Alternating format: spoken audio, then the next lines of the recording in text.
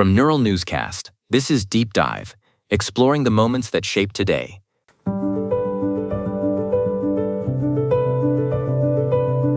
Welcome to Deep Dive from Neural Newscast.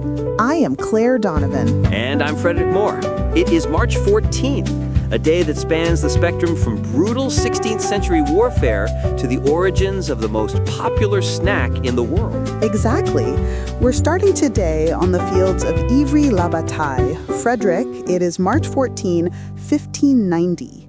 And the French wars of religion are reaching a fever pitch. At the center of it is King Henry IV, a Protestant, fighting to secure his claim to a deeply divided throne. Right.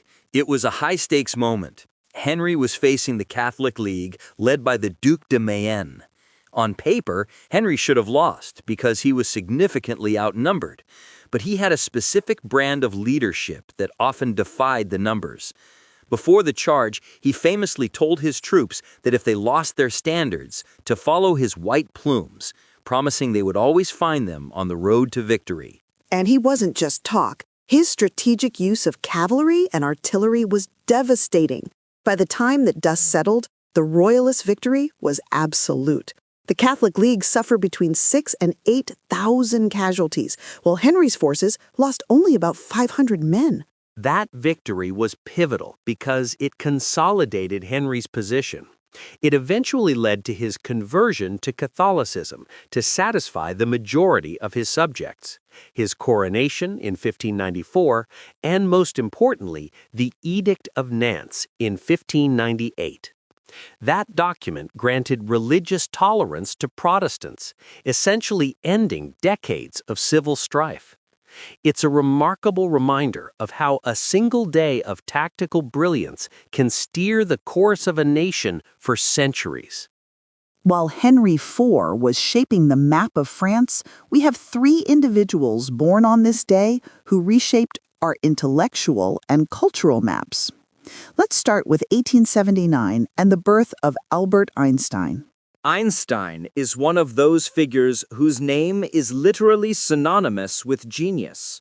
Most people know him for the theory of relativity, but it was actually his explanation of the photoelectric effect that won him the Nobel Prize for Physics in 1921. He fundamentally changed how we perceive time, space, and gravity. It's hard to imagine modern technology without his insights. No way is his impact overstated. And moving from the laws of the universe to the rhythm of our lives, we also celebrate the birthday of Quincy Jones, born in 1933. His influence on music is staggering. Frederick, when you look at the names he's worked with, it's like a who's who of the 20th century. It really is.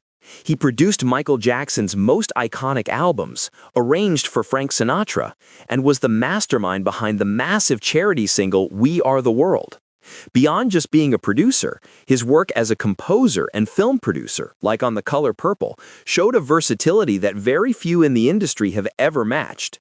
He didn't just follow trends, he set the gold standard for production. Speaking of gold standards, we have Billy Crystal, born in 1948.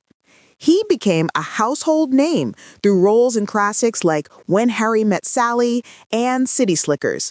But he also became the face of the Academy Awards, hosting the ceremony 9 times. Crystal has that rare ability to bridge the gap between being a sharp-witted stand-up and a genuinely moving actor. His presence at the Oscars during the 80s and 90s defined that era of Hollywood.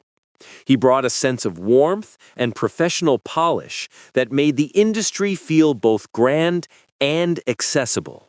Now, we can't let March 14th pass without mentioning its unique place in our calendars. It is, of course, Pi Day, because 314 matches the first 3 digits of the mathematical constant. But in the United States, it's also National Potato Chip Day. The potato chip has a surprisingly combative origin story.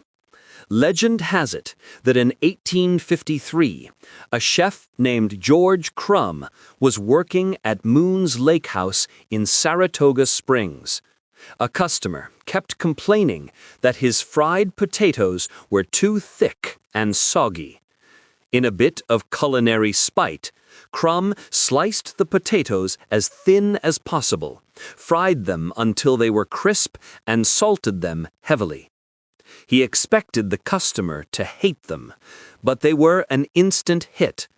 It's a perfect example of how a moment of frustration can lead to a global staple. From the battlefield of Ivry to the kitchen of George Crum, March 14th shows us that whether through diplomacy, genius, or a well-timed snack, history is made by those who find a way to stand out.